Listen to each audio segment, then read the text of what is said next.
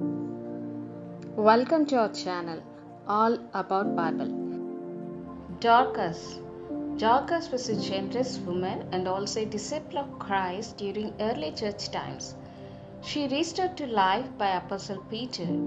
Dorcas was lived in a port city, Joppa. She was called as Tabitha by Jews and Dorcas by Greeks. She was full of good works and deeds. One day she was sick and died. Women washed her body and laid her in the upper room. When disciples heard that Peter was at Lydda, which is near to Joppa, they sent 2 men to Peter, desiring that he would come with them without any delay. Then Peter arose and went with them. They took him to the upper room where her body was laid. All the widows stood by him, showing the garments and tunics which Dorcas was made when she was with them. Peter sent them all outside. Then Peter kneeled down and prayed. Lord is working through him. Peter turned to her body and said, Tabitha, arise. And she came back to her life and opened her eyes. This is the little story of Tabitha that described in Acts.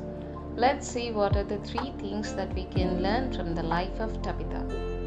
Firstly, good works are needed for every Christian. Luke, the writer of Acts, wrote about Tabitha's good works.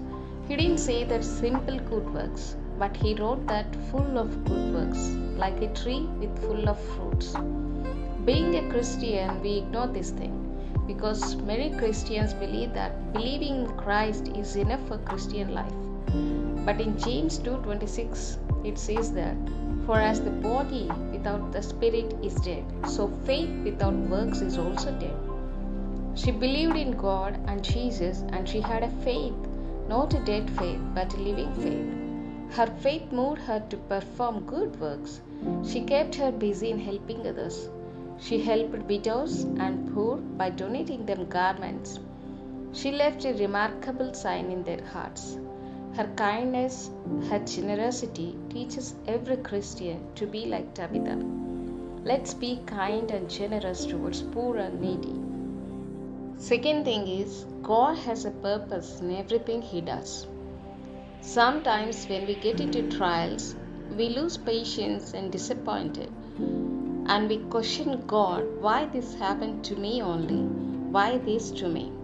But Bible says that in Romans 8:28, and we know that all things work together for good to them that love God, to them who are called according to His purpose. In the case of Tabitha, God didn't heal her while she was sick. Instead, Almighty let her die and used this instant to perform a miracle which can serve as an agent to call more people in His growing body of believers. After this instant, many believed in Lord, according to Acts 9:42.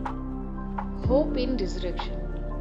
One thing that really amazes everyone is the faith of the disciples and followers of Christ in Joppa.